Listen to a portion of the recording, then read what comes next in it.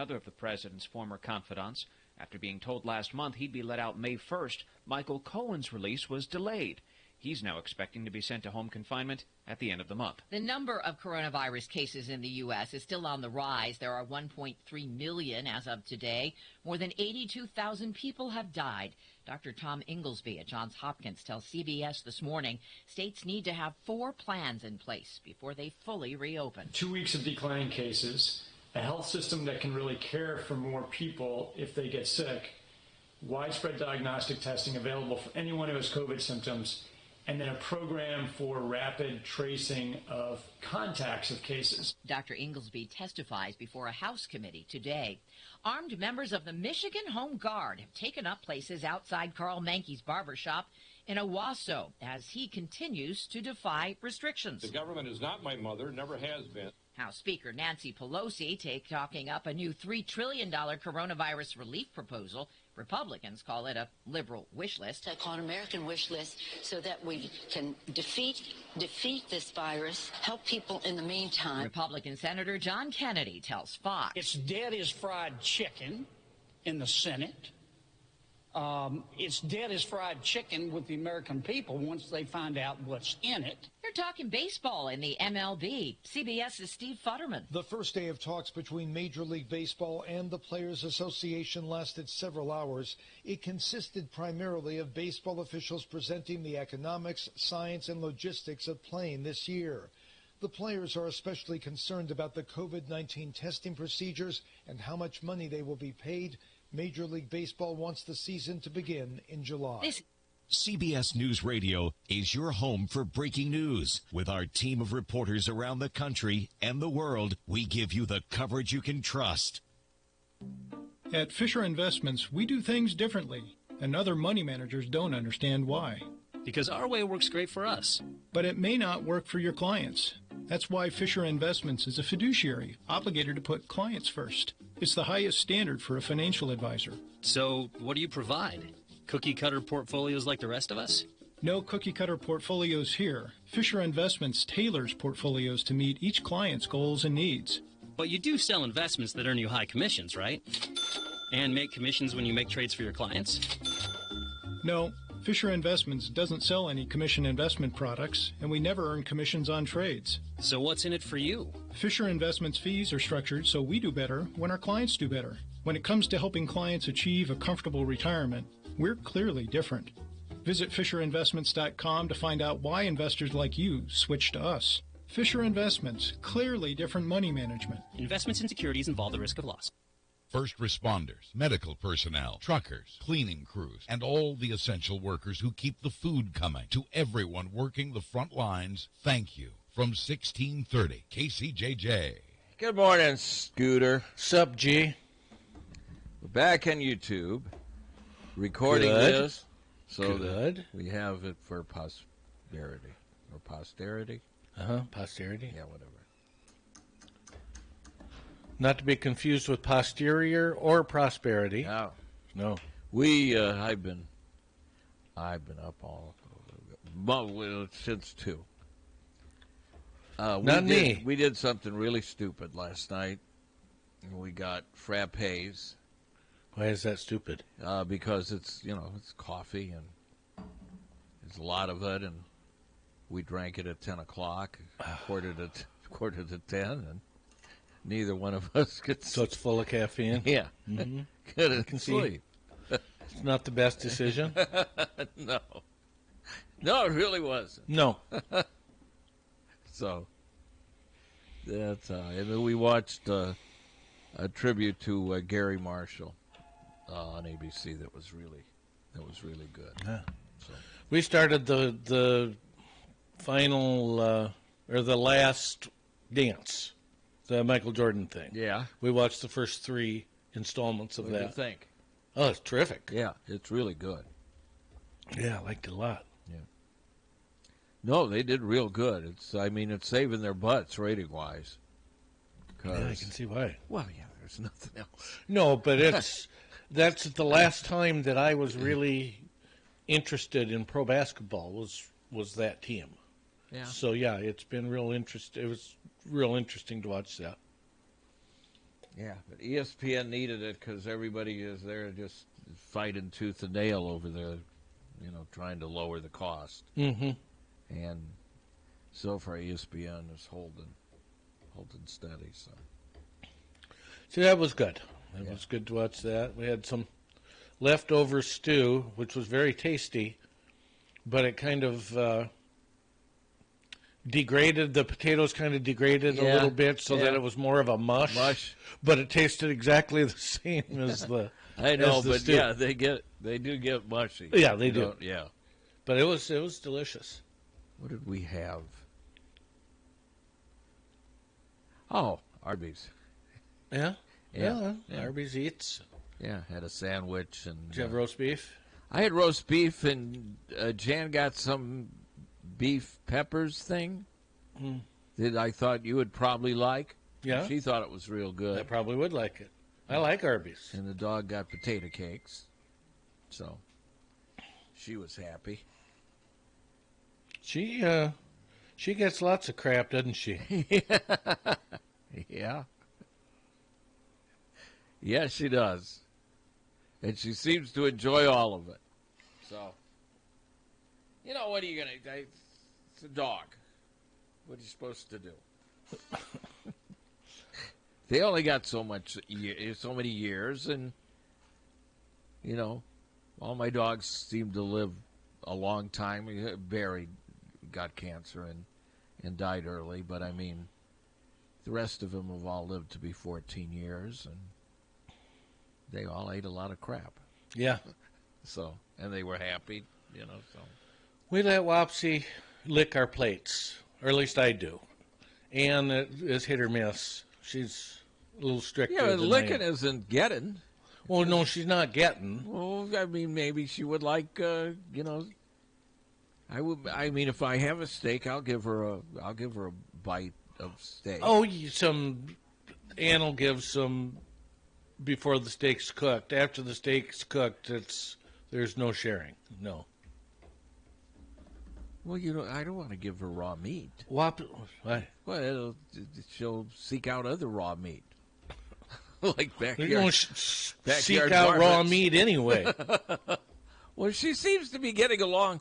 She half-heartedly chases the squirrels. She's figured out she ain't going to catch them.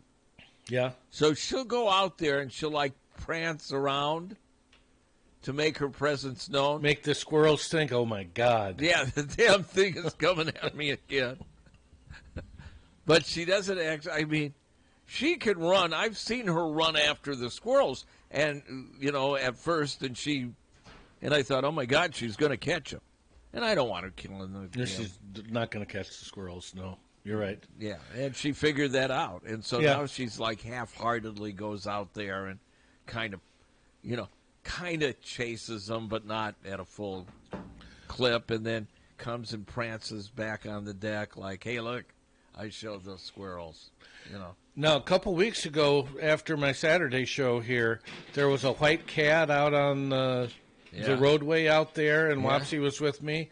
Wopsy saw her and took off like a bat out of hell after this cat. The cat's eyes got real big and then turned and raced down the lane, and the cat won. But Wopsy gave it... why did she want? What's she going to do with the cat? I mean, she's got cats at home. You don't want her to get you. Yeah, I saw it. And it was a good race, but the cat got to the tree and was up in the tree before Wopsy even got to the tree. So it was fun. Yeah, I think, Wopsy wasn't going to hurt the cat. She likes cats. Cat could have hurt Wopsy if it had claws. Yeah, that's right. Probably what would have happened. Well, it's probably a feral cat that does have claws. That's right. Out here, yeah. Yeah. So. Well, and she bolted, so I didn't have a hold of her at the time, and... Well, I was the first one that saw the cat, and before I could tell you, hey, wait, boom, she was already out the door. She had bolted, yep. She gave it a run. It was kind of neat to watch the chase. It became fairly clear that the cat was going to win. It's better, though, when the other one being chased wins. Trust me, because there was times when Lakota won. I can believe that. And then I'd have to deal with the victory. And And that was not always fun, especially when you hear the victory happen. No, that ain't good. And then the victory's laying there in your backyard. And then you have to, luckily I have a lot of creeks in my neighborhood. My one neighbor's got used to me. There's Pat taking another animal down to the creek. Because that's where, there was a... Let nature take over? Well, that's what you did. That's what they done. My neighbors gave me permission. But there was a stretch, there was about a 5-year stretch where Lakota was consistently killing. I mean, she was... See, and Barry never went to do any of that. And Lily just... I mean, she figured out, I can't catch the squirrels. Why even, Yeah, I mean, she kind of half-heartedly does it. He could catch them. He didn't catch them. His main things were bunnies and an occasional possum. He loved bunnies. Yeah, growing up, our dog, there were a bunch of rabbits in our yard, and our dog would occasionally catch one. And she'd eat everything but the teeth and the tail. Well, rabbits, my vet even said, because Lakota got a tapeworm, and man, those are big pills, expensive pills. Yeah. Like $80 a pill, and you got to give them like 3 but he got down to about 39, 40 pounds, and this is a 75, 80-pound dog. But they think he got it from gutting that possum. Rudy used to go out, and I think I was at fault because I yelled at him when he picked up a bunny, and he did. He picked it up. And I said, Rudy, put that down. And he swallowed it. And from then on, he swallowed them. I remember Jan... just laughing hard as could be because he came in the house and burped up fur. I mean, rabbits probably are pretty good. Lakota seem to like rabbits. Oh, yeah. Sure. Very tasty. I told you guys about the time when it was, I think I was getting ready for bed or something. The house was dark and Lakota was coming in. I was letting him in. And he came in. I couldn't see him because he was black hair, but I heard a thump. I turned on the light, and he had brought a dead possum into the house for me. Nice. And I was like, gee, it was like 1 a.m. I'm like, this is not what I want to be dealing with. Did you fire up the grill? No. I got a shovel, and then what's funny is he dropped it off, and then he went to his place where he sleeps and went to sleep. And and then I had to deal with it. It was just... That's funny. I'll never forget that. So, are we taping? We are not yet. So that was bonus? That was bonus. Let's start. From the Harty and Stalker Studios in the heart of the Hawkeye Nation, this is the mighty 1630 KCJJ, Iowa City. Harty and Stalker Jewelers, making memories, making moments. Here is your KCJJ forecast today. A little sunshine this morning, then cloudy this afternoon with a chance of scattered showers, maybe a thunderstorm later today and especially tonight. 1 or 2 stronger storms possible, especially to our south. The bigger deal could be some heavy rain. We could get an inch or more of rain, I think, here tonight through tomorrow. Rain and thunderstorms tonight, 55. Tomorrow, showers, scattered thunderstorms, high of 75. I'm meteorologist Sean Cable on the mighty 1630 KCJJ. Temperature now 54. Weather brought to you by the Westport Touchless Auto Washes. HawkFanatic.com. Coming soon. Not yet, but soon. Brought to you by Deary Brothers, Ford Lincoln, Patrick Eads and his great crew. Steve Anderson, Hawkeye Title and Settlement. Mike's Lock and E-Keys for cars. GT Car and his crew at Supple Siding and Remodeling. Hawkeye Courier Express. Big Dog Satellite, Internet and Solar. Don't call an 800 number. Call Kevin and his crew at Big Dog and Premier Dish Authorized Retailer at 338-6600. Harty and Stalker Jewelers and Cowboy Lawn Care. Here's Pat Harty, Tom Suter. Are we back? We're back. Are we here? You ever had a cowboy ribeye? I have not. Is that one of those like 32-ounce jobs? Did you have one? I had one time, and it was great, but I was dysfunctional for like 2 days afterwards. I'll bet. I was in my 20s, drunk, and I ate it partly on a dare, and I ate most of it, and then it was like 40 ounces. It was like 30 ounces of red meat, and I seriously was like in a food coma for 2 days. I'll bet. I had a Monster Burger when they first came out. Now, who's that? Is that Harty's? Yeah, and seriously couldn't eat for a day and a half. Remember when we dared that guy that worked for you to eat 2 of those? What was it? It was 2 of those breakfast things that Harty's had where they poured gravy on top of them. Oh, those real big ones. 8 stacks high, and I believe the person, I can't remember his name, I think he ate both of them. Yeah, Kurt. Was it Kurt? Yeah, he ate both of them. He ate both of them. And I think part of it, then we had to pay for him since he ate both of them. They're big. Do they still have that? I don't know. I don't know, but those monster burgers were ridiculous. I haven't eaten at Harty's in a long time, and I like Harty's. I like Harty's too. I'm really hungry for some reason. I ate a Mama Basso's pizza. Not all of it. I bet a frozen pizza. Like I said, Mama Basso's is the best there is out there, and it's not like best frozen. I think so. Best frozen pizza. I mean, I know you see all that. I think the most overrated one, and you guys will maybe is DiGiorno. I just have never understood. I've had a DiGiorno. It's not like pizza delivered. It's okay though. But it's not like pizza. Not at all. No. Whereas Mama Basso's is sort of, but no frozen pizza. It's not. No. Yeah, it's frozen. These commercials. Oh, you're going to think it's no. Yeah, it was delivered from the aisle at Hy-Vee. You know. Hello. How was that moped doing when he drove off after eating all that? Goodbye. Very, very bitter mace. What's going on? You got to connect the dots. One of our sales reps back in the day thought it might be a good idea to drive a moped to his clients. We did not think it was. It was not a good idea. No. All right. Plus, he was a gentleman of larger carriage, so. Well, why would clients care how someone got there as long as they? Well, it doesn't. It's not a good look. No. Well, what if that was his only source of transportation? Well, it wasn't. Well, and if it was, then they'd say, "Do I want to work with a guy who can't afford a car?" And my guess is the answer would be no. Now, what if it was a motorcycle? It does. It's not a good image for this. So. I mean, it's not a good image. I don't think so. When we went to 1630, one of Nugel's gripes was his dad had like a 1981 Buick, and he couldn't tune in the station. Yeah.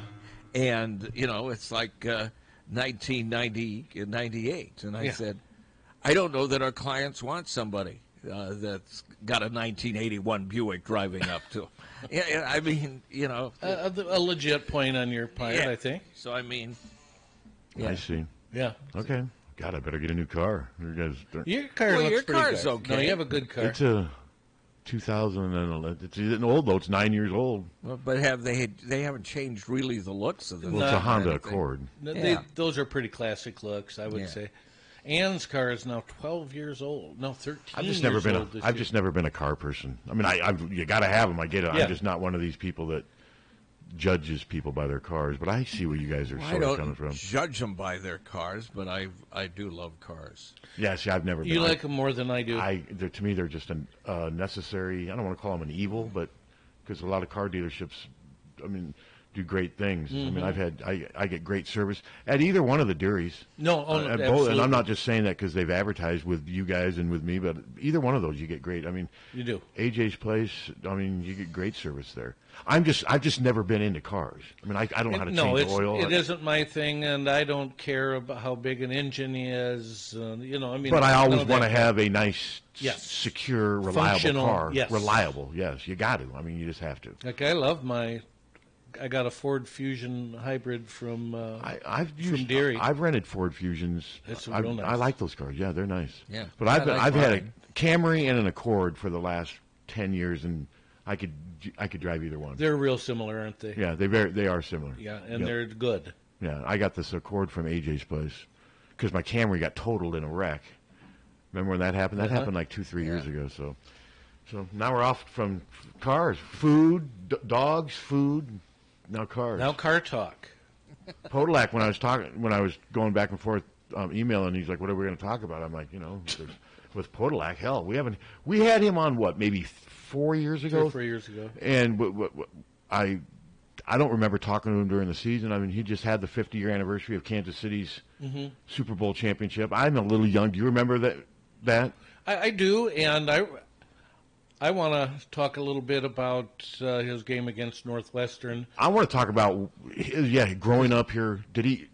How was it always going to be a Hawkeye? Well, that's what we have to ask, and because when he came here, it was the changing of the guard because Jerry Burns was finishing up his last year, and then Ray Nagel started the next year. So I imagine the recruiting process started with Burns' staff. Ed was 65, 66, 67, 68. Or was he 66? 66, 67, 68, 69? And or just 3 years? Okay. 3 years. So 68, 69 was his graduating class. That's right. Okay. And he was drafted in 69. And then he played with the Chiefs as a and so yeah, no, I mean, I've talked to Ed so many times over the years, but it's been a while since I've spoken to him, and then I want to ask him how he's doing, how he's dealing with these strange times. When does he think? Sure. You know, does he think he's going to be calling a game in an early September in the booth at Kinnick? You know, there's a lot to talk about. There is, and but I remember that game so vividly because it was right in the middle of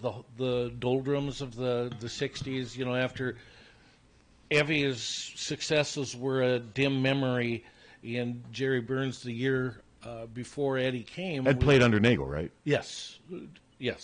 And Burns was, I think, 1-9 the year before Eddie came. Yeah, Jerry Burns just turned out to be and he didn't really have Evie working against him, did he? Then I have to think that probably Evie was not helpful. Probably not. Did Evie want him hired? Did he want Jerry? I would think so because he was on staff, and yeah, I think so.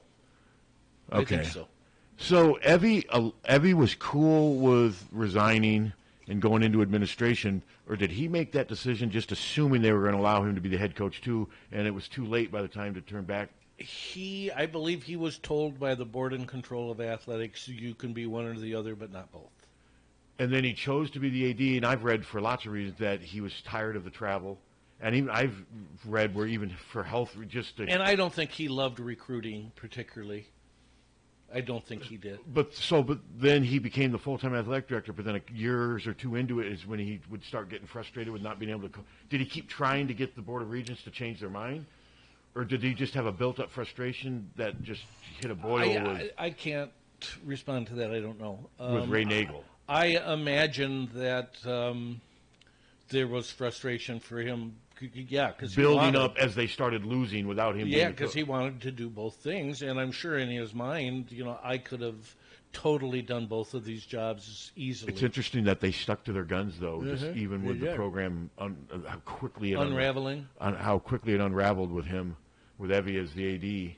It's unfortunate. The '60s were Ed was also there during a lot of the campus tumult. Both the war, absolutely racial division. There's a lot that went on during his time. But he would have been gone when Led Zeppelin played at the Union. He missed that. He would have been a rookie in the NFL. Yeah. Yeah, he did miss that. You know, you can't have everything. You get a Super Bowl ring, or you get to hear Led Zeppelin. Yeah. And would you rather have heard Led Zeppelin or have won a Super Bowl? Me? Yeah. Won a Super Bowl. Okay. Hell yes. What's Led Zeppelin ever done? Well, I mean, yeah, you would want to win a Super Bowl if you... Or see Led Zeppelin or play in Led Zeppelin. Well, if I had been good enough to play in Led Zeppelin, You wouldn't be sitting right there. No, sure. You definitely wouldn't be sitting. I don't think Captain would be sitting right there either if you were good enough to play in Led Zeppelin. Well, I wasn't. Because we've already looked up. I mean, they're all worth between 100 and 300 million, aren't they? Yes, 160 million. Yeah, they're all... I mean, let's not slight. They're doing okay. Yes, they are. So, but no, there's a lot to talk to Ed about. I mean, that was a fascinating time, even though I don't remember it because I was too young. But, I've done a lot of research on it. It is amazing how quickly the football program just unraveled. It did. And, Gary Snook played for City High and was quarterback at Iowa. And we had, he had a great arm, but did not translate to the college game. What year were you born? 52. Okay, so there you are, 6, 7 years old, just starting to appreciate and just basking in the glow of Evie's dominance. Then the 60s come about, and you start growing into junior high, and then the football team how was that tough? Were you a big fan? A huge fan, and not only the football team, but my parents were real good friends with Bucky O'Connor and his wife. So when I first became aware of Hawkeye athletics, we were the best basketball program, and we were really the best football program. That would have been mid to late 50s. Mm-hmm. Like 58. Okay. Right in there. You'd have been like 6, 7 years old, and then you think 10 years later. Now basketball sustained. It did. Now, it got bad under Dick Schultz. I mean, there's been some bad. Now, mid-'60s, though. But when did Ralph come there? Ralph came in 65, 4? 4 or 5, I think, yeah. What was it from 64 to... from Dick Schultz? No, Dick Schultz was after Ralph. What was it right before Ralph? How good was it? And was that Sharm Sherman? Sharm came when he was right after the Fabulous Five, maybe a year after he was in the so Sharm was the early 60s. And they were okay, right? They were okay. They had one real good team where I think they were called the Hustlin' Hawks. Okay, I remember, yeah. We lost our top 4 or 5 guys were wiped out. So basketball in the 60s was okay for the most part. Was okay, because then you had Sam Williams, then it peaked Chris under Purval. and then the 70s, of course, the Dick Schultz era was Licklider-like. That was bad. It was not good. It was. I mean, I wasn't around. I was like 9 when. But you probably remember going to game. I mean, it fell apart quickly under Dick Schultz too. It did, and he was baseball coach too. Yeah, which is odd. think about that. Yeah, I mean, Dick Schultz and Jerry Burns, nothing personal, but man, they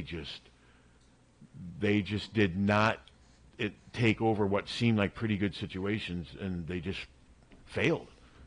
Yeah. That's pretty fair to say. And then luckily, it's fair to say, Lute Olson was a great hire by Bump. That sure worked. Boy, I guess. I mean, Lute was amazing. I mean, yeah, I think about that. Lute was amazing, and I mean, the only bitterness Hawkeye fans have is the fact that he left. And I've never been a big Carver Hawkeye fan. Carver Hawkeye Arena.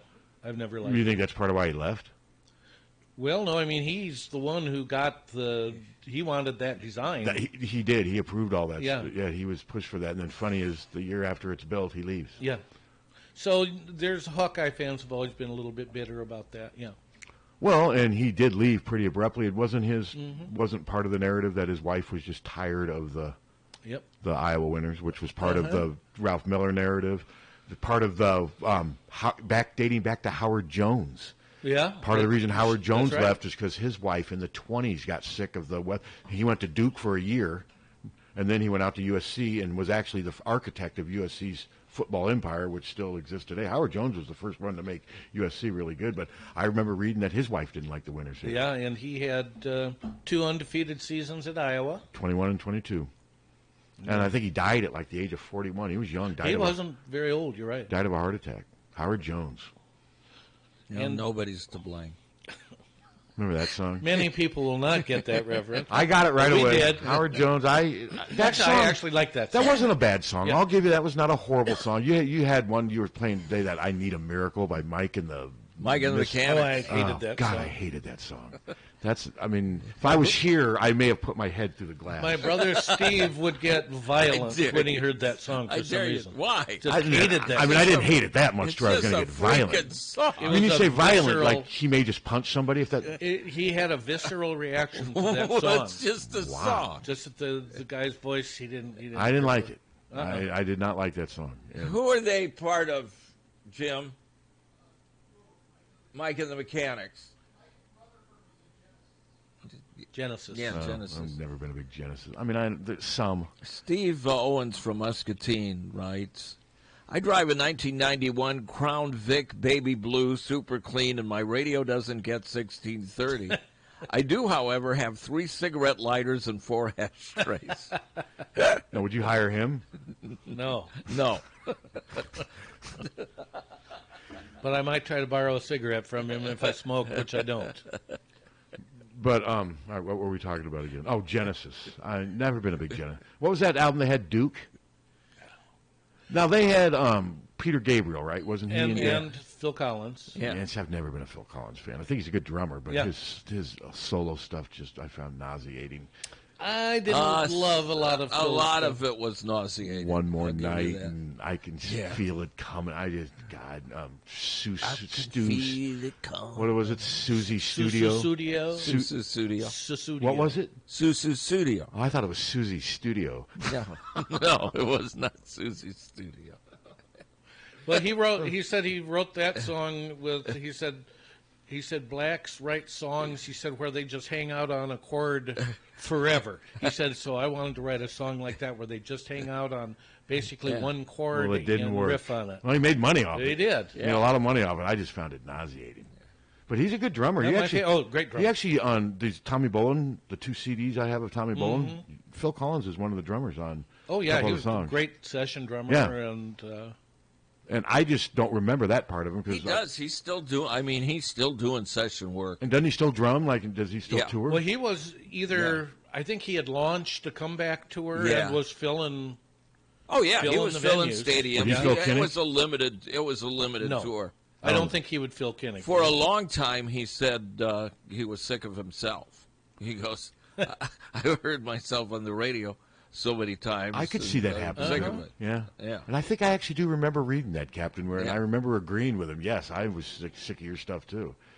Because Hit was played all the time. I mean, think about the amount. Well, the thing he hit on Miami Vice, remember? Yes, that was huge. Yeah. That was... hey, he made a lot of money. Yeah, and all of his stuff started getting on Miami Google him, Vice, Captain. See what he's worth. Let's guess Phil Collins. I'm going to guess $180 million. Is he worth more than the members of Led Zeppelin? Because he didn't have to divide his... Who, Phil Collins? Yeah, you think I would say individually. I would say he'd be worth pretty close to that. Because Phil Then I'm Collins... going to Google the guy with the Crown Vic. I mean, Led Zeppelin hasn't been making money as Led Zeppelin for 40 years other than what they do in royalties and all. I mean, they haven't performed or anything, whereas Phil Collins got popular about the time Led Zeppelin stopped. What did you say? I said $180 million. What about you? 171. $260 million. Wow. So he's doing all right. He's worth a quarter of a He has billion. sold more than 100 million albums worldwide. Wow. So he probably couldn't care less if I like his music. Yeah, in fact, he says, care less. I couldn't care less if Harty likes my music. Yeah, take your taste and shove it there. I could buy and sell them any day. Mr. Yes, he could. Mr. Barely Getting By Boy during this pandemic. Yeah. What about, what's your latest thoughts on the pandemic? I'm tired of it. Yeah. And we got a long ways to go. Yeah. Yes. Yeah, why don't we blame the scientists? You know, here's the funny thing, and this will be the only time Fox News just ripped Fauci all day yesterday and said, we got to get back to work and everything. And then that was yesterday, after they got a memo from Fox that you can't come back to work at Fox for, until at least July 5th. June 15th. I thought it was July. No, it's June 15th. I read the same, but Okay. that's over a month away. Think about that. Yeah. And I mean, you watch it and you think, well, they are at work. Well, they're not. They're all in at home. front of a green screen at home with the Senate. They're not even doing what we're on doing. There. Yeah. I do find that sort of hypocritical, but it's just so exhausting. I'm not comfortable with if more restaurants open up and they've been good to us and they have been, then I will get something to go. Yeah, I'm not ready for that yet. But I'm not ready to go into a place. All I do is Hy-Vee, and like I said, if you do Hy-Vee the right way and go at the right time, you don't hardly see anyone. It's not that busy, and I don't mind the one-way aisles. Oh, I prefer that. Now, I do mind the people that don't mind the one-way aisles. I don't know, is that really asking too much? There's some people that seem to walk like, you're damn right, I'm going the other way. It's America. I can walk. I mean, come on, just don't tell me where to walk. You can easily make it to where you don't cross paths with anybody. Then you get your stuff, you go out to your car, you put disinfectant on. Absolutely. And if the virus gets you under those, if it's just literally just floating then it's looking for you. Yeah, if it's literally floating where there's no people, then there's no hope. There's no hope.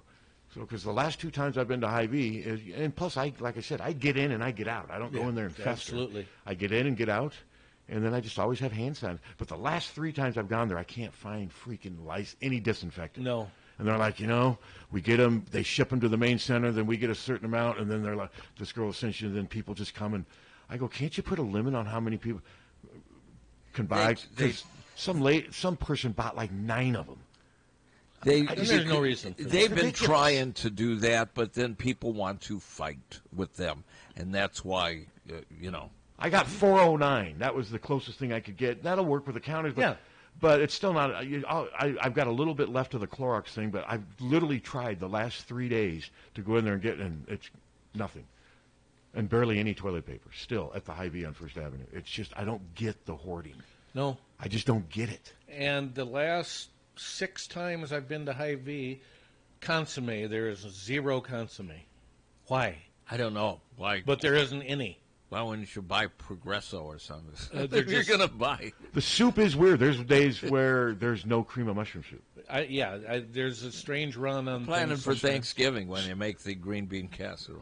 Yeah, I actually had that the other day. That's why I get a can of green beans, some onions, and cream of mushroom soup. That's all you need. And you got green bean casserole. But the soup is another one of those where you go sometimes and it's gone. It's all just completely gone. Bread. Bread. Is funny. Well, hand soap now. Now they don't have the soft soap big containers anymore, which I like to get. Now they got this stuff Yardley. Yeah. And I just don't like it as much. It doesn't have a thing that you push down. You got to take the lid off every time and pour it, which I don't like. But that they First world problem, but yes, I know what you're saying. They haven't had any soft soap for a while. They've been out of that stuff. So just hello. Suter, man, you were talking about the early '60s basketball. Uh-huh. I didn't hear you mention Nelson. Well, he was, part of that. He was pretty good. Culture. Yes, he was. He was very good. Very good. And George Peoples is the other one I really liked a lot, too. George Peoples was great. Chris Purval. Sam Williams, of course, was the all-timer. Right. He was amazing.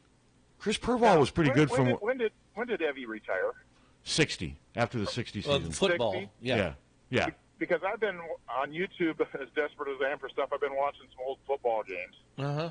And Burns really had some good players in Wilburn Hollis and Gilliam. Yes, he did. And some other players. Hollis broke a leg or something, I think. Yes, one of those he years did. he couldn't play. But the other one that kind of shocked me is Bernie Wyatt. I was looking at these films, and he's not a big guy, but he looked huge in those days. He was compared to those other D-backs. He was a tough SOB. Mm-hmm. Let's put it that way. As a player and as a coach. Uh-huh. And we had a great recruit. We had a banquet one time that Tate Cummings was speaking at, and he's talking about why Bernie never played offense. And I'm sure this is probably a pretty common joke, but Evie supposedly pulled him out and said, "You're pointing, telling people where you're going." Bernie says, "I can't point because I don't know where I'm supposed to go." That's good.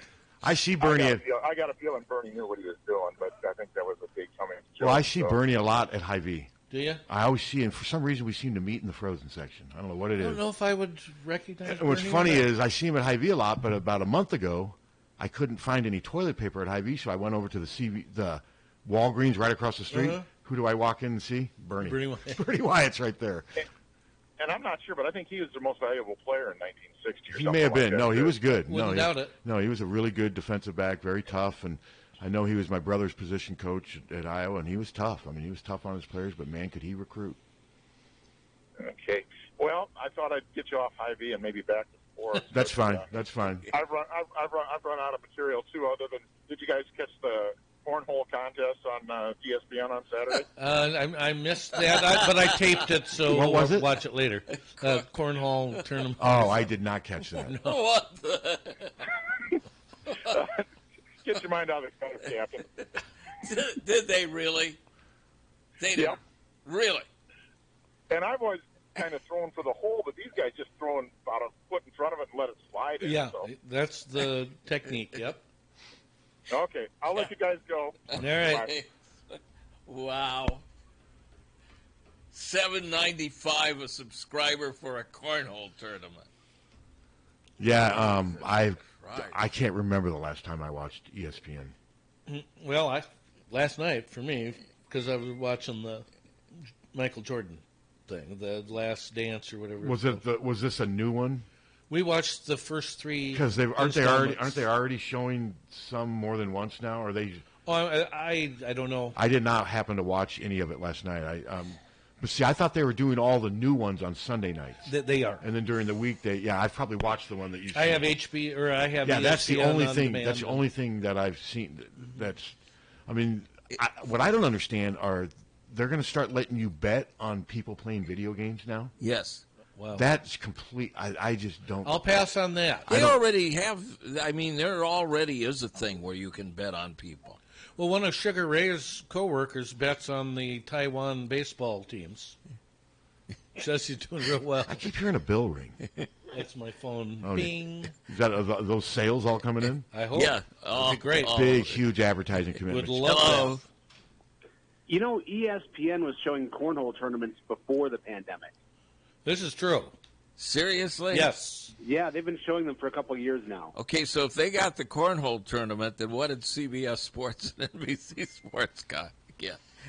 I don't know. But the new ones, they're wearing masks and there's nobody in the crowd. Okay. Yeah. Wow. And yes, they do hold them in kind of little arenas. Okay. Do they sanitize the bean bags before every toss? Probably wearing gloves. Probably. Yeah. Well, thank you. Some of them were not wearing the masks well, from what I saw. It's America. So you watched it?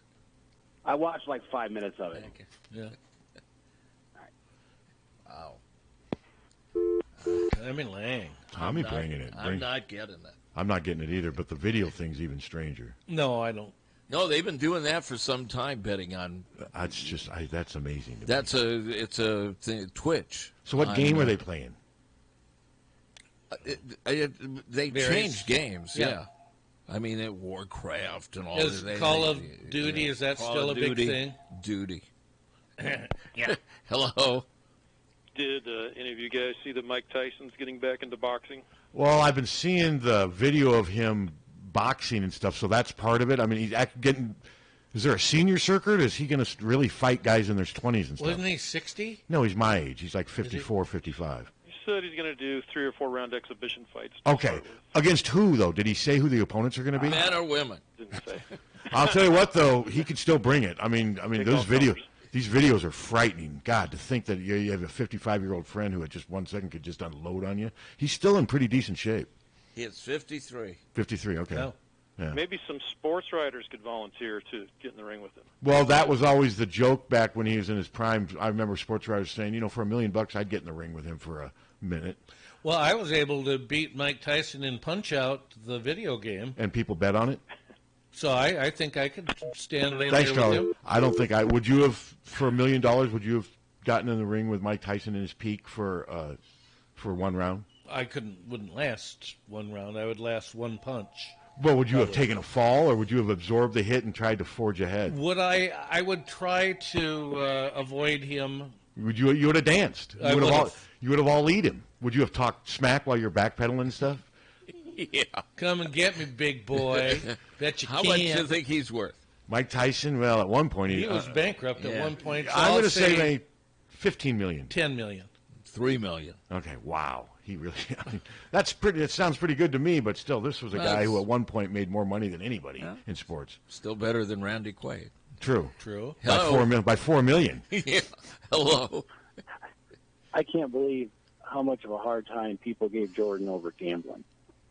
It's like he had the money, wasn't anybody's business. Well, that's right. Yeah, I never cared. Well, no, it's I couldn't he care can do less whatever about he his wants. damn- Yeah, he can do whatever It's he his wants. money. I know, and it was the most negative thing they had on his life. And then they kept, and then when his dad, got murdered, they brought that up. Like, Yeah, no, I never really gave it much thought. But, yeah, there were And people. I don't Well, there's the remember rumor that seeing that's that why they big of said an the issue. NBA forced him to retire, forced him to leave out of gambling, and I never believed that. Nobody's ever been able No. to prove that. no. Are you going to answer your phone, Suter? No, it's instant messaging between my daughter and my wife and stuff. So Amy had to get tested for COVID-19 yesterday, so I am imagining we have results, and Amy is coronavirus free. Okay. So that's very good. Good, Very because had she been news. positive, we'd all have to be. That's right. Domino, I'd be part of it. You'd be bringing me into your Yeah. petri dish. We had a coworker test positive, and she never got the fever. A lot of people don't get anything. It's a living hell. She said it's awful. It's every illness you can have into one. Well, yeah, now the symptoms are all there. Remember when it first started? Oh, chest cough, dry cough. Yeah. Now there's people that didn't have that, but they had miserable body aches and just no appetite. That's why I said I'm still convinced that I had it back in late February, early March, that week where I... It sure sounds like you might have. I really do wonder if I had it. And mine did start. I think a lot of people did. I really do. And mine did start, though, as a scratchy throat and whatever, but then it settled in my chest, but then it just, the body aches and the inability to do anything for like 4 days, just nothing. I mean, I had walking pneumonia, and it's the same. It was basically the same thing. I was shot for a week. I've had walking pneumonia a number of times in my life. I do think, though, it may have been here more than we thought in February. Probably. And people had it, Yeah. so we'll see. I just want it to go away. Yeah. I just want it to go away. I just want to get life back to normal. It's just... Well, boys, you want to take a little break? Yeah, and then I'll give you the contact information for Eddie. Okay. We'll be back. KCJJ's severe weather coverage is brought to you by Hardin Services of Kelowna, the premier property restoration company. Call 656-FIRE. When severe weather happens, we talk of a storm. Here is your KCJJ forecast today. A little sunshine this morning, then cloudy this afternoon with a chance of scattered showers, maybe a thunderstorm later today and especially tonight. 1 or 2 stronger storms possible, especially to our south. The bigger deal could be some heavy rain. We could get an inch or more of rain, I think, here tonight through tomorrow. Rain and thunderstorms tonight, 55. Tomorrow, showers, scattered thunderstorms, high of 75. I'm meteorologist Sean Cable on the mighty 1630 KCJJ. Temperature now 54. Over the years, car keys have gotten extremely complex. Mike's Lock and E-Keys for Cars can generate the most technically advanced automotive keys on the market today. Mike's Lock and E-Keys for Cars can produce most conventional transponder, sidewinder, and remote-headed keys. If you've lost the keys to your car or simply need a duplicate, call 330-9185. Mike's Lock and E-Keys for Cars has the technology to keep you on the road. Call 330-9185 and schedule an appointment today. Need to deliver anything locally? Then you need Hawkeye Courier Express. They will deliver anything as long as it's legal. Hawkeye Courier Express offers within-the-hour delivery if needed, and they're fully licensed and insured. Call Hawkeye Courier Express at 358-6302. That's 358-6302. For local delivery in Iowa City, Coralville, and North Liberty, call Hawkeye Courier Express. Reliable, dependable, and fast. If you're looking for a reliable, affordable lawn care service, you need Cowboy Lawn Care. Cowboy Lawn Care specializes in lawn mowing, weed eating, cleaning flower beds, trimming trees, spring cleanup, and much, much more. Cowboy Lawn Care guarantees their work and are fully insured. Call Johnny at Cowboy Lawn Care at 331-5520. That's 331-5520 for complete, affordable lawn care. Cowboy Lawn Care. You see the same people there greeting you, and they know you. I think of my cell phone. There's not a big distinction there from family to customers. Deary Ford in Iowa City. That kind of relationship that goes deep. Taking care of you, taking care of your vehicle. It's just that growing list of friends, frankly, that's kind of been the big payoff for me. The ownership experience is going to be 4 or 5 plus years. We have to be there for you. Deary Ford in Iowa City. See why people choose them over and over again. DearyFord.com. GT Carr, owner of Supple Siding and Remodeling, offers service and quality that is unmatched in the area. At Supple Siding and Remodeling, their trained professionals will install and guarantee the products used in any size job done, regardless of the project. Supple Siding and Remodeling will stand behind their quality products and installation with exceptional customer service. Whether it's a window replacement, a kitchen remodel, or a house addition, our employees are committed to quality. Visit sales at supples.net or call 337-2246. Hi, this is Steve Anderson with Hawkeye Title and Settlement in Iowa City. Whether it's a crazy real estate market, record low interest rates, or the COVID-19 virus, we are living in unprecedented times. But know that my remarkable team at Hawkeye is literally working around the clock and in unique and adaptable ways to try to make every deal close smoothly and on time.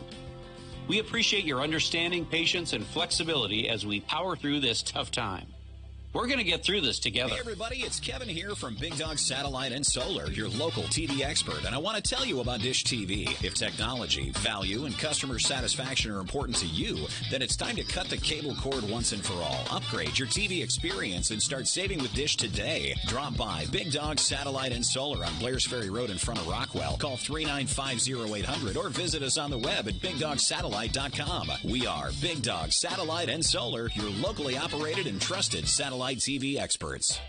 For a gift that your loved one will treasure for a lifetime, find it at our family-owned jewelry store in Iowa City, Harty and Stocker Jewelers. We can show you diamond engagement rings, colored stones, fashion jewelry, and watches.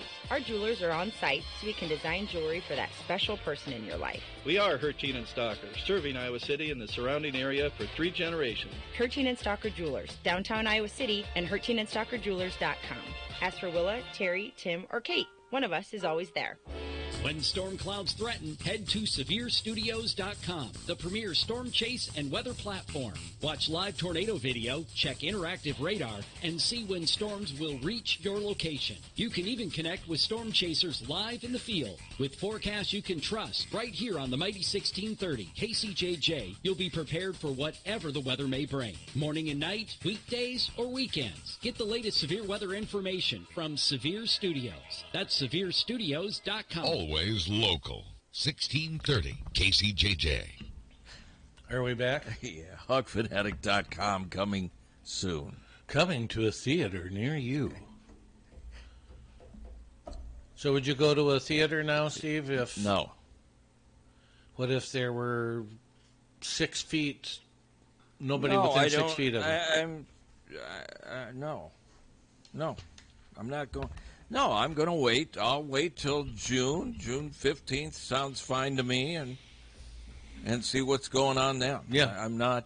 I am in a hurry. I want to see the kids, but I just don't feel comfortable. Yeah. I just do not feel comfortable doing it, and I don't know how many people will. We'll find out. We will find out, and. Oh, yeah. He just said, please call me 10 minutes before to reconfirm. So will you be able to do that, Captain? And yes, I have the ability. Okay. And then Suter and I can... I've been doing this 56 years. I can dial the phone. Okay. We don't have a rotary phone anymore. Yeah, sometimes I do make mistakes. And you just identify yourself as Captain Steve from the radio station, and then I guess we'll just call him back at that number, or we'll see what he... Usually they prefer us to call them, so... If he wants It'll be nice to talk some football. Yeah. Yep. If he wants to be professional, I guess I can. Well, Ed's been doing radio for... Ever. Didn't he replace Evashevsky? Probably so. I think he did. How was it? Was Probably Evie good? So. Was Evie good as the color guy? Yeah, he wasn't... was he mean? He wasn't certainly as good as Eddie is. Who did he do... Who did play-by-play with him? Evie did it with... was it Zabel? I think so. Was Zabel just scared to death the whole... No, Zabel's probably one person that probably wouldn't... Zabel wouldn't care. He wouldn't be intimidated by Evie, No. probably. Zabel really didn't seem to be intimidated by anything. Zabel did his own thing. Yes. He was... and Jim probably thought... Good guy. Jim probably thought that Evie was the support act in that little combo. Probably so. He probably did. So, no, Evie did that for a few years, didn't he? Yeah. What an odd thing for him to leave the AD job under... in 70, it was not good here, right?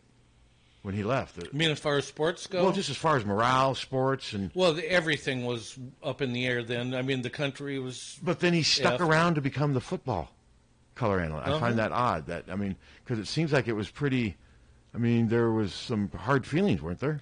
When he resigned as AD? I can't remember. Probably. That was 1970, and then he didn't immediately get into the booth, did he? I don't think so, but it wasn't long. Okay, because I know he did it up through till about 1980-81, if I remember. Because we'll have to ask Ed. I'm sure Eddie will. Because I'm pretty sure Ed was the one who replaced him, and but yeah, Ed's been doing it for almost 40 years, and Bobby Hansen's been doing it for 30 years. Think about that. Isn't that ridiculous? Between the two of them, and we'll get Bobby on here in the near future. Between the two of them, almost 70 years of doing it. Ask him about that. I'm curious to see who he thinks might replace him someday. That's interesting, yeah. I always thought that Chuck Hartley might be somebody down the road. Or now, Chuck Long's Chuck Long would be Chuck's done so much with the Big Ten Network now. And, I don't know. I don't want to speak on behalf of Chuck, but I think Chuck would do. I think he'd be fine. I think he'd be excellent. I think Chuck would be really good. Either Chuck. Chuck Hartley, I've heard him. I think either one of those guys would be good. It would be interesting. I think Anthony Herron would be great. He would. No, I think he would be really good at it. Do you think he would be interested at all? I don't know. I mean, it's hard to say. I don't want to speak on. I would imagine anyone would be interested. That's a pretty good part-time gig. It is. And that's not a full-time job by any means, and that'd be fun to be. I mean, Ed's been doing it for 40 years. He's obviously enjoyed it. Of course, the big ant probably makes pretty good jack, doesn't he now? He's in Chicago. I mean, Yeah. I don't know, but that's also, there's nothing wrong with figuring out a way to make even more money and Sure. become the voice of the Hawkeyes. I would think he would sure be in the running for it. Well, it would be interesting to see all the different people who would apply for that job. Because right away fans will be like, oh, Tim Dwight, blah, blah. I mean... Paul Burmeister? He might be... Well, Paul might be too busy. Yeah, he might be. With everything he's doing. Plus, doesn't he do Notre Dame radio? Yeah, I think he does. That would be interesting, but I mean, that would definitely. Paul Burmeister would be real. But Paul Burmeister, isn't he almost a play-by-play guy? Yeah, he is. He would. Oh, he would do it. He'd be good Yeah. at it. He'd be Yeah, good he at would. any role you get. But Paul Burmeister could be the play-by-play guy. I mean, he could be Gary Dolphin someday. Look at us. We're planning for the future. And Paul Burmeister and the Big Ant. yeah, I mean, There's your team. Paul Burmeister, Chuck Long. I mean, Yeah. think about that. I mean, it will be interesting because I've never. We can ask Eddie how long. I think Eddie did a couple interviews during the football season talking about. I mean, it's fair to say Eddie's probably closer to the end of his run as the. I think that's fair since he's been. He's not going to be doing this for 40. He's 40 not more going to do years. this until he's 110. No. Because I believe Eddie's. I mean, he's what? He's a couple years older than. He's a couple years older than you, Steve. So he's got. I think he was 1947, born in 47. So yeah, he's 73 years old. Yeah. Uh-huh. So it's been a wild run. It really has. It's been a fun run. I mean, but it's amazing when you think though that he and Bobby Hansen have combined for almost 70 years of Hawkeye color analysts in the two big sports. Crazy. I mean, there's just so much continuity at Iowa. That's what I'm always amazed about is how many people get there and stay there. No, it's amazing. Yeah. I mean, look at Kirk, Fran in his 11th season. I mean, the Brands other than when they left to build their... Lisa over 20 years. Lisa over 20 years. I mean, Brands went here, left to do their thing and build their resumes, but now they're back. I mean, it's just amazing how so many people come here. And it is, and stay forever. Remember how I said that I could, after 55 years of doing this, I could dial the phone? Yeah. Well, I woke some woman up, but then I dialed the right number. Ed said it'll go on right now. Oh, okay. Here he is. Hey, good morning, Eddie.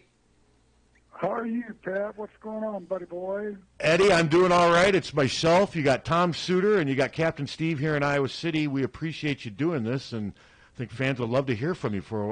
First of all, how are you doing during these crazy, surreal times right now?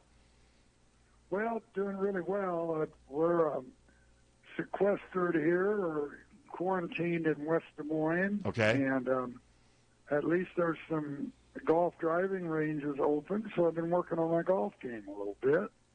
But unfortunately, I was not out of the country when all this happened. Yeah. So we just kind of been cooling it here in beautiful West Des Moines. Hey, that's my parents live. My brother actually lives in West Des Moines. I know the area well. And Ed, we were talking before you got on. Did you replace Evie as the color analyst? How did that go back when you started?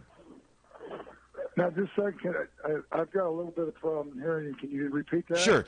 When you started at Iowa as the color analyst, did you replace Forrest Evashevsky? Had he been doing it with Zabel before you? Yes. Okay. He had retired, and I was working for ESPN at the time, and Jim Zabel called me, and the rest is history. It sure is. And we were thinking, between yourself and Bobby Hansen, Ed, 70 years combined of color analyst in football and men's basketball. Wow, that's cool. It really is. I mean, it's a big number. Are you? Yeah, and we don't. I don't know about Bobby, but I'm not considering retirement. Well, and we were just talking about that too. So 40 years. So if you do another 40, you'll be in your hundreds. Is that kind of a goal for you? Yeah, you got to set goals. So Ed, we want to start. We were talking about your playing day. I mean, Tom, you can kind of. I mean, your dad worked at Iowa. Yeah, the first thing that I wanted to ask you is when you were being recruited, and Pat, we talked about this too. Was it always going to be Iowa? And didn't you kind of straddled coaching staffs? I think where you were probably first recruited by Coach Burns' staff, and then of course you played for Ray Nagel. How did that go down? Well, actually, yes. Iowa State at the time came to Atlantic, Iowa, and hired my high school football coach, a fellow named Howard Justice. He deserved it. He was a great coach, still alive, living here in Des Moines. Coached at Hoover. And so in January of my senior year, they hired him and made him the quarterback coach at Iowa State. Okay. Wow. And I really wanted to go to Iowa, but that certainly made it very, very difficult. Whitey Pirro, Andy's father, recruited me, and Jerry Burns was the head coach, and they were picked by a number of different Sports Illustrated was one, and Playboy, I think, be the undefeated and top team in the country that year. Mm-hmm. And as it turned out, it didn't go that way. And but I ended up at Iowa where I wanted to be, but I certainly didn't like the losing part. And Bud Suter had to do a magical job with the film to get enough highlights to put the highlight film together. Well, we watched a lot of film with my dad, I'll tell you what. So your first year you played quarterback your first 2 years, and you were battling it out the second year for sure with I think with Larry Lawrence. Is that right, for the kid from Cedar Rapids? Well, it happened my senior season, if you can believe this. Dennis Green was our tailback. Okay. Mm-hmm. He weighed 180, not 380. Of course, he's passed on now. But we had nobody behind him, and we were playing pretty much a running quarterback, run pass option. Mm-hmm. And so he broke his ankle, I think it was after the fourth game, and Coach Nagel said, I'm going to switch you to tailback. We're going to run the same stuff. In fact, the first game I played at tailback, I called the plays as a tailback. Wow. And then he said, if it doesn't work, we'll just move you back. And it worked so well that Larry did a great job at quarterback, and fortunately, I would have had to play as a running back, I think, in the pros anyway, because of the size of my hands and the passing skills I had, and so it all ended up working out really well for everybody. I want to ask you about the game against Northwestern, because I had just started my first job at age 16 at the Quadrangle Cafeteria, and I had to work a shift after that game. And, you know, we had been through some fairly rough years already at Iowa's football team was not doing particularly well at that point. And you putting on the show that you did against Northwestern, 280-some yards 86, I think. on 17 carries. You know, we hadn't seen anything like that at Iowa, you know, in a real long time. Well, never. What was that game like? Why did everything work in your favor that game? Well, we were getting a lot better as a team. Ray Nagel's third year, he had done a good job of recruiting, and I had a big fullback ahead of me named Tim Sullivan. Mm-hmm. And when we played Northwestern at that time, it was kind of Wisconsin, Northwestern, and Iowa to figure out who was going to be at the bottom of the Big Ten. Those are the games you thought you could win. And so anyway, it just ended up being one of those special days. And I know it was a Big Ten record at the time, and it lasted 1 week because Ron Johnson from Michigan broke my record the next week. Crazy. Against the same Northwestern team. So that's great. Ed, how do you think your game back then would translate in today's game? Would you be a tailback in today's game, today's football? Yeah, There's, especially with the kind of offenses now that we're using, that you're seeing in the pros, they're using the tailback more in the passing game. Yeah. It's just not the old thundering hooves that it was at one time. And, being able to, having been a quarterback, when I got to Kansas City, when I'd come out on passes, I could read defenses just like Lynn Dawson could. And so he kind of knew where I was going, and I knew where he wanted me to go. And so that kind of helped me work in the passing game. Okay, that makes sense. So, Eddie, I have a question for you. My father always felt that Ray Nagel could have been the coach to turn things around at Iowa if he had had the full support of the administration. Is that sort of your recollection as well? Do you think he could have gotten the job done? Your father really liked Ray Nagel, right? Yes, I'm sure. Yeah. Oh, loved Ray Nagel. He and I had some conversations later when he was at the University of Hawaii about some of the things that went on at Iowa that were designed to affect him negatively, and they came from Forrest Eversesky's office. Really, I think Coach Eversesky wanted the head coaching job back when they hired Ray Nagel, and that he just never ever bought into Ray. And Ray had a great program. He got hit with the spring black boycott in his fourth year, and lost a number of his players. But he definitely he was a class guy. He recruited really good people. You were expected to go to school. Some things that hadn't happened at Iowa during a period of time. I think he would have had a real good chance if things had worked out differently. I've heard that from so many different people. I mean, just about how well respected he was. Yeah, he had a couple 5-5 seasons there, and real nice guy too. Did you like playing for Ray? Yeah, I sure did. He was a lawyer too. Went to UCLA, and a real smart guy, young guy at the time, and we stayed in touch through many years after that. He spent a lot of time in Hawaii as the athletic director over there, and I went over to visit him a few times, and had a great family too. Ed, you can really relate to the good and the bad times. I mean, some of the younger people get tired, roll their eyes when we bring up, well, it could be a lot worse. But, I mean, you saw how quickly it could unravel in the 60s, and the fact that Iowa has sustained now for the better part of 4 decades. Just what does that say about Hayden and about Kirk? I mean, you've been here. You've seen so much of it happen.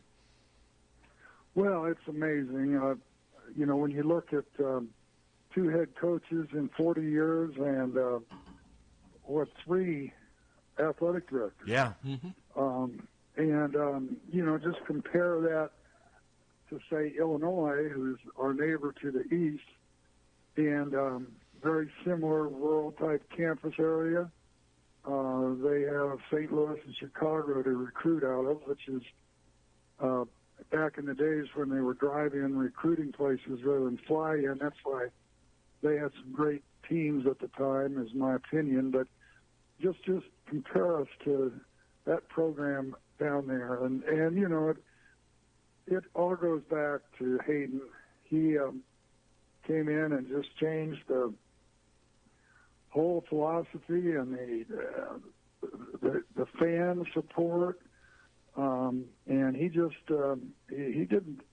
Some people in his first year, I remember people telling me we came close to beating Nebraska and said it should be a moral victory. He said there are no such things as moral victories.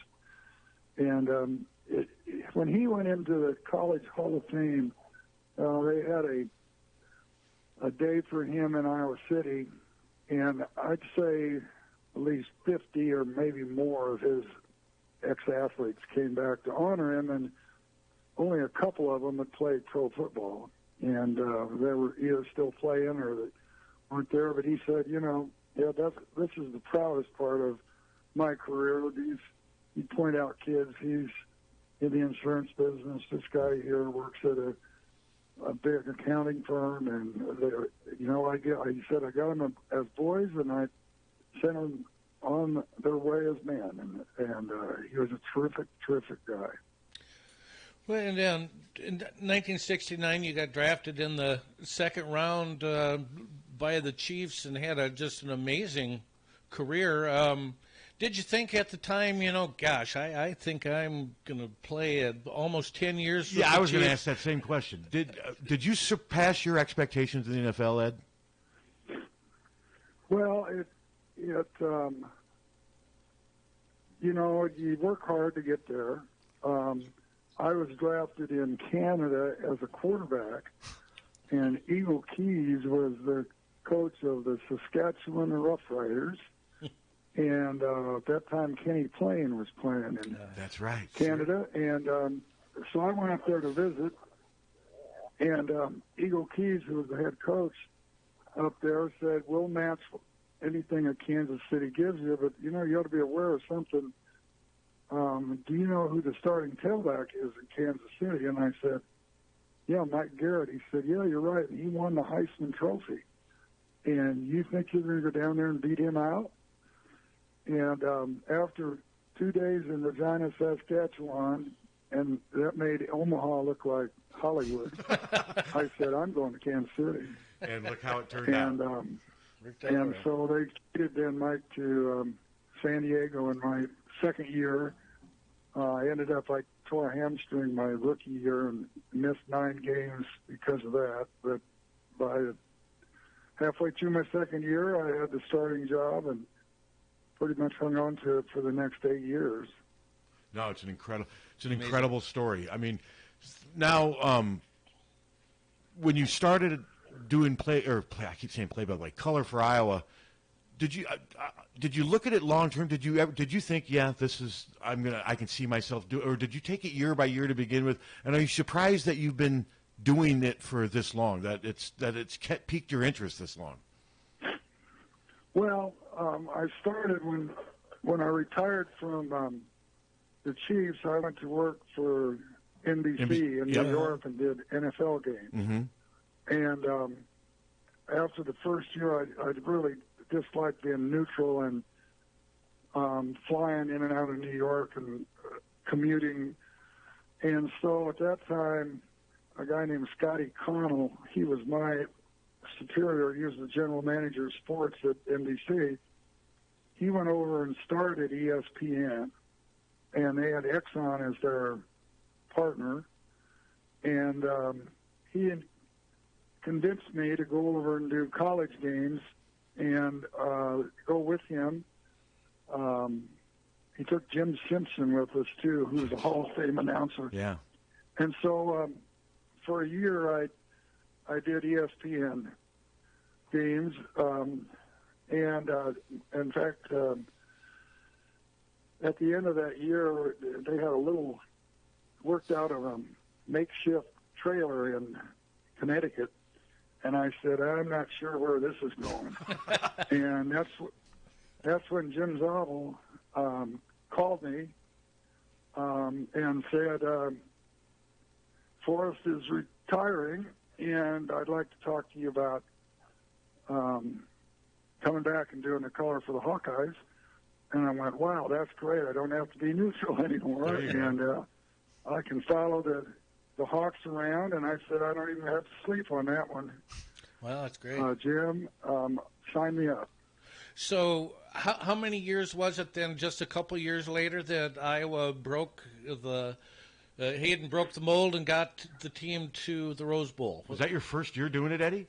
Second year, maybe? Well, that was it was the first year they went to the Rose Bowl, and I did it. I started the next year. Okay, 82. Okay. After they went to the Rose Bowl, 81, I think. Okay, so the 80 kind of blurry back there. I think it was 81 season. Your first year would have been the Peach Bowl season, 1982. That's correct. Okay. Wow. And, I mean, it's just amazing that you stuck with this so long. How long did it take you and Zabel to develop a chemistry? Did that just happen right away? Yeah, it did. And, I wondered whether I needed to listen to some tapes or anything. And he said, it'll work. You've been on the air. It's a little different in radio.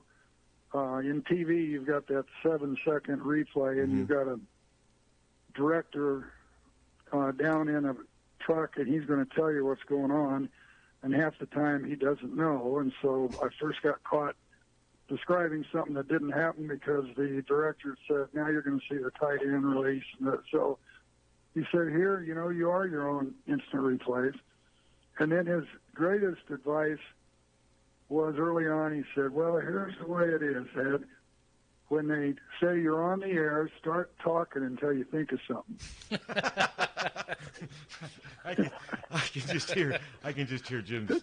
I grew up down the street from Jim Zabel, so I've got a special place in my heart for him. He was a great neighbor, great man, and he loved the Hawks. And then now you're with Gary Dolphin, and it's amazing how you guys have your own chemistry too. I mean, it's kind of you seamlessly.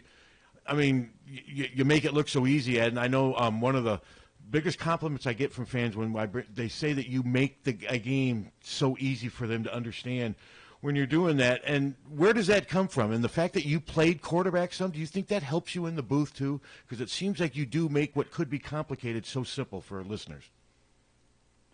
Well, yeah, it does. It certainly helps having been trained as a quarterback in high school and college. In understanding, there's a lot of things that have changed, but a lot of things stay the same in football. It's still blocking and tackling, and the big cash deal that Iowa's doing now. I love the way that the coaches hung that term on it because it sounds so engaging. Well, it's just a nickel. Yeah.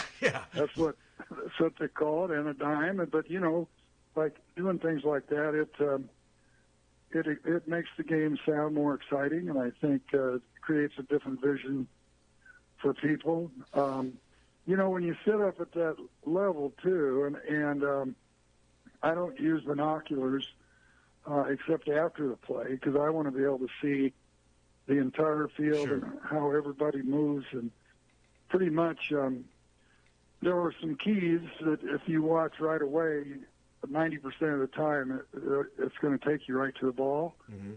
And it certainly helped being a quarterback because you learn every position as a quarterback, and that helps you understand every position.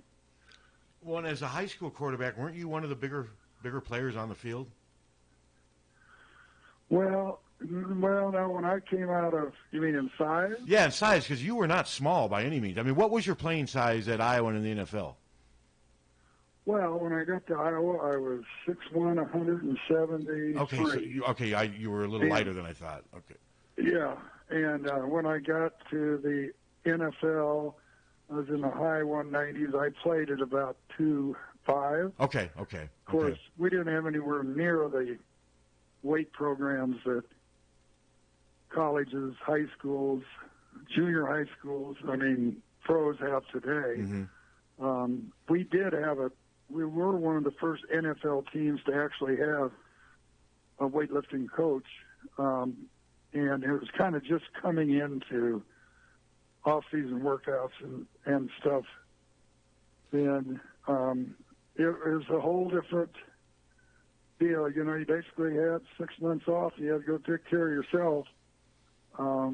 It was interesting reading Coach Doyle's observations that, they've been in these year-round training tables for so long that now getting kids fed, he said, this goes back to the 90s when I had a list of what players needed to shop for at Hy-Vee instead of showing up at training tables. So it's a lot different. A lot of changes through the years. So you ever wonder what 4 years of Chris Doyle could have done for Ed Podolak in college? Well, it would have been something. He he is the best at what he does, and you just look at what he's done with athletes that have come through Iowa, you know, it's a developmental program. We do a great job of it, and I know some people just scratch their head as to how we get it done without very few 5-stars. Well, we've had one in 10 years, maybe, huh? Mm-hmm. AJ? Yep. Mm-hmm. And it's amazing. Go ahead, Ed. Yeah, well, I just think when you watch him on the field and practice any other time and say, well, that's a 5-star, and then you think that Michigan and Ohio State have 15 of them in every recruiting class, and that just shows you what we've been able to do with Coach Ferentz at Iowa. And what does it say about Iowa, Coach Ferentz, the culture? I mean, that Chris has stayed here throughout. I'm sure Chris has had opportunities to go to the NFL or whatever, but he has stayed here at Iowa. That says a lot about the culture here at Iowa, doesn't it? Well, yeah, and he's got, you know, the coach gives him total control of that program, and up until about 5 years ago, he was the only coach that could communicate and be in the presence of players in the off season. If you remember, the main coaching staff couldn't even watch kids work out. That's right. In the off season, so he's been their mentor. I know I've read that he's the highest paid coach in that position in college football, and has earned the right to be. And then you got his son playing at Iowa, as Coach Ferentz's son did. Let's just put it this way: I hope we get back on that field pretty soon, because I'm missing it. That was my next question for you. What are your thoughts? When do you think we're going to get back? I know it's all guesswork right now, but man, the sooner the better. Yeah, I was listening to Coach Ferentz the other day on Dan Patrick, and he said it's above his pay grade. He'll be the last to know, and maybe that's not true, but it's probably close to it. But there was an interesting comment made by Coach O'Brien at Penn State yesterday, and that is, well, what if a lot of the states in the Big Ten open up, but New Jersey doesn't? And Rutgers has a football team that they've got to put on the field, but if they can't go back to school and they can't get ready, what's that do to the Big Ten schedule? And that I hadn't even thought about that. I thought everybody'd be on the same page. We actually, Pat, we talked about it. Did we? We talked about it I think it was on Monday, and that was the big question mark. How is this going to shake out? Because if the states have the individual. Okay. But I think, don't we imagine that would be a call for the Big Ten saying, look, either it's all or none? Well, it's got to be, again, we're just speculating. Right. Yeah. But that's what the Big Ten commissioners has got to do. And you know, because of the TV money that really finances all the sports in these universities, it's a real tough spot that these universities are in. Yeah. I'll just be ready to go when they give me a call. Well, Ed, could you see a situation where campuses don't open up, but then there's college football? Well, that's beyond my pay grade, and I know that Mike Richards is a friend of mine, who's the president of the Board of Regents, has stated publicly that our schools are going to open on time. Mm-hmm. And the three that are under his authority anyway, and that Dr. Harty has said that he's welcoming back on June 1st, I guess, the football team. But then, you know, you've got Illinois, who's locked down more than we are. Mm-hmm. So, again, we're just all kind of drifting in the wind here, trying to see where we end up. So how odd would it be for the players to play in front of no crowds? Well, you know, they do it in practice. Yeah. They go into the stadium, and you know, they put crowd noise on the loudspeakers when you're getting ready to go play on the road. So I think it's a possibility. Yeah. I sure do. I don't know how else they're going to say who gets a ticket and who doesn't. Be a lottery. And I would say maybe, for the first couple, 3 games, the non-conference games, it could be a possibility. So, well, I think a lot more people could be listening to the radio too, and watching on TV. Now, absolutely. Ed, do you think I've read where it would be a lot easier for the NFL to start as opposed to college football because there's so many? Do you agree with that? That it would be easier to get the NFL going? Well, they start a little later, for sure. Again, their TV contracts are what pay the majority of those salaries. So I think they've got to find a way to get started. And we're kind of right in that. Everybody's kind of pointing at June 1st as a date for a lot of these decisions to be made. And I'm kind of interested to see what our governor is opening up. In addition, today in the state, of course, living over here in Dallas County, we're still locked down, but you can go 10 miles to Warren County, and they're open. So it's just something, it's nothing like this has ever happened in our lifetime, and let's hope it doesn't again. No, I agree. Tom, do you have it? Eddie, we really appreciate the time. This has been a lot of fun. Tom, do you have I just wanted to ask you, is there a particular team? You've done the broadcasting for Iowa for 40 years. Is there a particular team, is it the Chuck Long's 85 team, the 2009 Ricky Stanzi's team, the 2015 C.J. Beathard's team? Are there any of those that really, man, this is just the best? This is what I'm doing this for. Well, they've all had their rewards of being able to do it. Of course, the undefeated season with C.J. Beathard and that crew, but the Chuck Long 85 team, when Iowa beat Michigan, ranked 1 and 2 in the country, and Iowa was ranked, it's either 5 or 6 weeks, ranked number 1 in the country through that period. That was certainly an exciting time in Iowa football.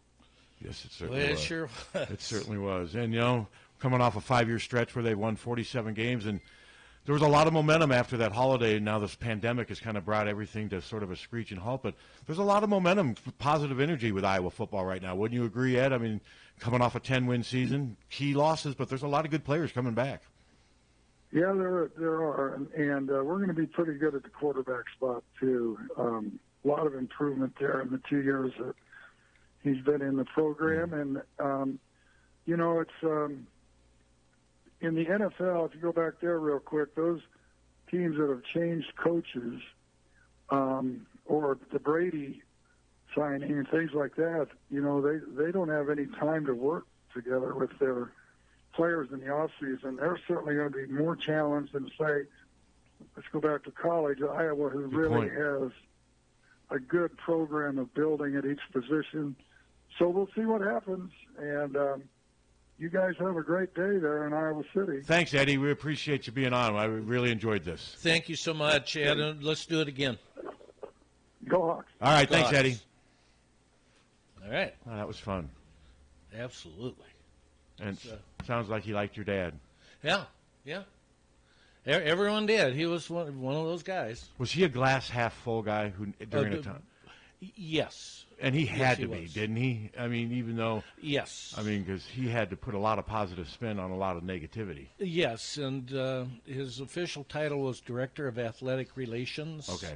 And so, yes, and he had to be extremely positive and extremely, exactly. For some reason, I thought Eddie was bigger. I thought he was 6'2", 6'3". I didn't realize he was only... I guess I did. I thought he was bigger, too. Yeah, I didn't realize he was only 6'1", 170 when he got to...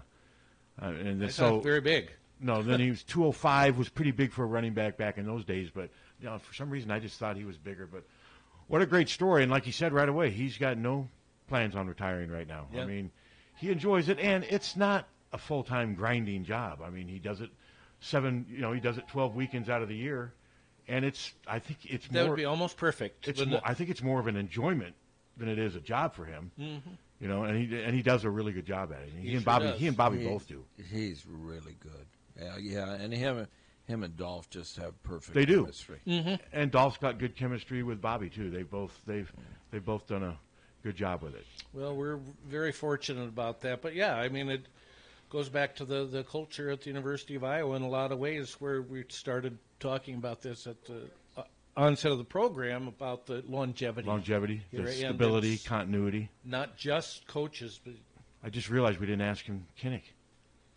Well, we'll do that the next time. I'm guessing Eddie would, Jimmy Buffett would be my guess for Eddie. That possible. I would have thought you would have asked him if he ever heard any coaches grousing because kids were calling them up, prank phone calling them. Like you did with Evie? That was before Eddie's time here. Yeah. So he wouldn't have heard any of it. But I think it's obvious that Eddie's a big Ray Nagel. Yes. Had Evie left Ray Nagel alone, I think he thinks, and most of the people not that even just leave him alone, but give him support. Support, yeah, no, you're right. And most of the people that I've talked to from that era agree with what you're saying. Agree with what you say. Yeah. Yep. So that's just unfortunate. And then Nagel left Iowa for Hawaii. Is that where he? Yes. Hey, you could go to worse places. Imagine going from having to deal with Forrest Evashevsky every day in Iowa City in the winter to Hawaii. To Hawaii. Because then when Evie left, he just went to Southwest Michigan. Isn't that? Now, I believe Ray Nagel ended up being the AD at Hawaii as well. So is that where he retired? I think it might have been. And I wonder if he stayed over there. I'm not sure. I mean, I don't know if I'd want to live in Hawaii. I would love to be able to have the option of visiting there whenever I want, but I don't know. Very expensive. That, and it's just in the middle. You're just in the middle of the Pacific Ocean. You're so far from everything, aren't you? Yeah. No, absolutely. I mean, it was a long plane flight from, I think, from Phoenix to Hawaii. When did you do that? In January. This January. So just this past January, yeah. The virus was lurking. And Honolulu and the Honolulu airport were a hot spot very shortly after we had been there, within a couple of weeks. So we were just ahead of the posse there. Yeah, you were lucky to. Very lucky. My nephew just tweeted at me and said that Ed, because they know Ed pretty well, he's good friends with my brother, that he would have picked Jimmy Buffett. Yeah, I think Ed is a pretty big. I think they know each other too. I believe they. Well, the next time we have him on, we'll ask him. Okay, so yeah, that would make sense. But no, that was fun. Nagel left Hawaii to become the executive vice president of the L.A. Rams. Wow. Okay. Wow. In 1983. Missed that entirely. And then he left after 1 year, returned to Hawaii as vice president of public relations for the Bank of Hawaii. Wow. So he actually then was named executive director of the Hula Bowl. So he basically spent the rest of his life in Hawaii. Yeah, pretty much. Good for him. Retired in 1995. When did he die? In 2015. Oh, wow. So he... Hello. So he retired for 20 years before he died. That's good great. For him. Yeah. Jimmy Buffett and Eddie Podolak were neighbors out in Colorado. And okay. Jimmy Buffett, actually, one of his songs is written about their times they spent together. Okay, so, that I knew there was that a would be connection. his answer then. You're right. We should have asked him, but no, thanks for telling us that. Yep. That makes sense.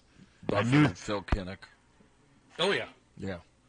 With a bunch of parrot heads. Yeah, he's got Margaritaville. Doesn't he have changes in latitude? And cheeseburger in paradise. Pirate looks at 40. Happy music. Would you say it's happy music? Pencil thin mustache. There's some, yes, yeah, except for Pirate looks at 40s, kind of. I mean, you wouldn't want Joy Division opening up for Jimmy Buffett, would you? I wouldn't think so. No. Mike of the Mechanics. No. All right, Joy Division or Mike and the Mechanics? I don't see you guys as being Joy Division fans. No. I don't see Suter getting Not any Mike joy out of Joy Mechanics Division. either. Captain, Joy Division, Ian Curtis. He's been dead for, 41 years? Yeah. Committed suicide. Sad story, Suter. Little joy in Joy Division. Very sad. Very sad. Their music's sad, too. Have you heard their music, Captain? Yeah. Not a lot of joy. No, I don't really. No. I don't know them. No. We got a caller? I'd rather have Joy dishwasher detergent. Remember that? Who was it that put their... Was it Madge that would put the hand back? Yes. Madge. In the Palmolive? Yeah. Yeah, she's gone. That was Paul Molly. But I bet her hands were clean, though. But the virus didn't get her. Hello. Yeah, any idea what's happening on Taylor? They got like 8 blocks, section blocked off. Every police car in Iowa City's over there. Yeah, no, we don't at the present time have any idea. We'll work on it. The police. Okay, thank you much. Thanks for pointing that out. So, police, when they cordon off things, don't really tell us beforehand. So, we'll get a statement from them and talk with them. So you're not going to speculate and guess? Could be anything. I'll go with gunfire. Gunfire. Let's just hope nobody's hurt. Might be drugs. That's what we hope. Tommy's coming in. I did see a Facebook video, and there were a lot of police, and they went into a house armed, looking for somebody or people. I don't know. But they raided a house, basically. Okay. Nothing more than that. But we don't know why. Yeah. No. Okay. We'll find out and get it Yeah. All right. Let's just hope nobody gets hurt. The minute something happens, and we really appreciate you telling us. No, if something happens, but don't sometimes the police will give us a clue. We'll get some clues. Our callers are our eyes. Is that fair to say? Yes. Sometimes. Yeah. Hello. Morning. I enjoyed the conversation with Eddie. Thanks. I have a real visual for you. Let's say that the Kinnick Stadium is full of fans next fall. And you picture this, they all have their face masks on, they all have their sunglasses and their ball caps. It would look like a bank robber convention, wouldn't it? Yeah, it would. I think if that happens, I think you're going to see a ton of masks. I think that'd be great. Yeah, I hope it happens. You're right, though. I just thought that would really be a funny video. Well, when I go into Hy-Vee now, I've got a mask on, sunglasses, and there's no way can you imagine doing that 3 months ago? No. Now you stand out if you don't do it. It's strange times. How about if they postpone the games till December and January and watch people slip and slide up and down the steps at Kinnick Stadium? I just can't see that happen. I think if they postpone them, they're going to get them going like February. You can't play football up here in December and January. It's just too cold. And February would be just it'd have to be late awful. February, early March. It's just too cold. I think if they push it back, it'll be to the spring, and I do think they'll try to get 2 seasons into one calendar year, which will be interesting. Well, they better do something about the steps if they're going to do it in the cold weather. Oh, I agree. For sure. No, you're right about that. You are right about that. Yeah. Well, have a great day, Right, guys. thanks. You too. Appreciate it. Yeah. But So- I mean, none of us know. Eddie, Nope. none of us have a clue. Nope. I mean, we've got to wait and see. Well, and I don't know that. Even if they say something, let's say they say something in June, and this thing, let's just say the scientists know what they're talking about. Okay, which we imagine they do. And this thing pops up again in July, toward the end of July. I mean, all bets are off then too. So I mean, it's. You just don't know. It's a fluid situation. Yeah, that's it. I do think it's funny, though, if you agree with, like, a scientist, no, you're a libtard, you hate America. Honestly. Good God. How did that narrative ever But that's where we're at right I know. now. It's ridiculous. It's just stupid. I want this country to open up as quickly as anybody, but I'm also listening to what Anthony Fauci has to say more than, like, Sean Hannity or Laura Hello. Ingraham. I mean, come on. But that doesn't mean I hate American. And, and I just get so sick of that. Hello. Hello. Hello. Yes, have you guys talked about or heard about the state of California is closing their schools through the fall? Yeah, I've would- had it on the news all morning. So they are closing them for the fall. They're closing. Yeah, Is it's that only colleges going- too? No, it's the University of California system. Yes, they're only going to have online courses this fall. So then, are they going? So does that mean Cal Berkeley won't have fans at their football games if football's being played in the fall? I don't know. They if haven't. They've gotten that far yet, but but they have said that they'll only online courses this fall. Yeah. But if they do that, then you can't have your student athletes there either. So That's what football. how do you do? How do you? They'll find a way to get a special dispensation or something. Man, that's a slippery slope. Of course it is, but this, I don't know. I mean, Mark Emmert's already said if campuses aren't open, there's not going to be sports. I mean, he said that last week. So I don't know. I just don't know. And like Captain just said, the circumstances we're looking at right now could be dramatically different in 2 weeks, especially as we open. Very true. There could be more outbreaks that set us back. We just don't know. The only Right. class. Well, thank you. I just wanted to point that out. No, 'cause thank I you. really Appreciate took it. a slippery slope and going down a crazy path. I agree. For I sure. agree. Well, thank you. Thank you. Thank you. Yeah, there will be some classes, but like nursing classes, medical classes. Because they have to be hands-on. Yeah, they have to be hands-on, but everything else is going to be online.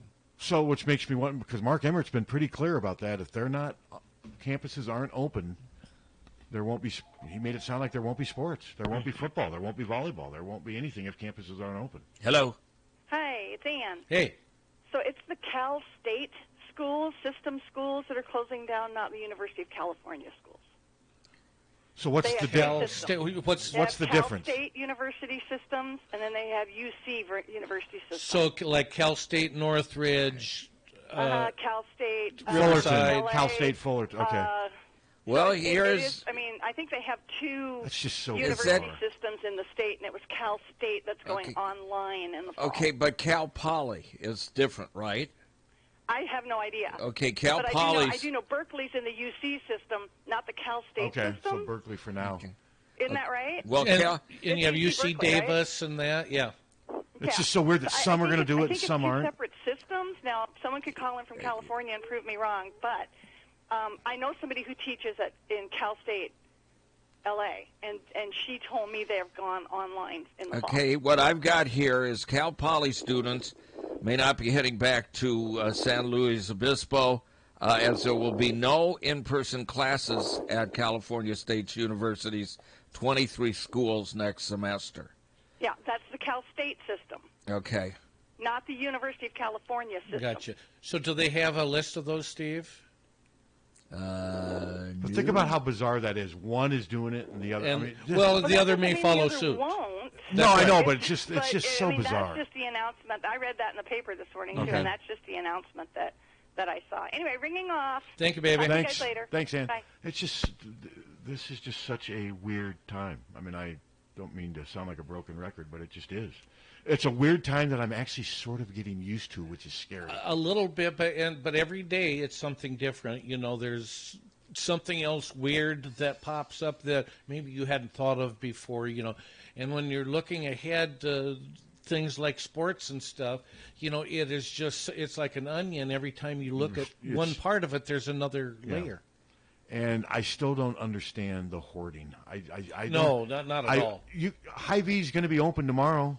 I don't understand why people have to go and buy 9 things of disinfectant. So they And don't. it's just it's stupid. selfish. It's And ridic- it's it's selfish. Yes, it's selfish and paranoid, but mostly it's selfish. You're right. Hello.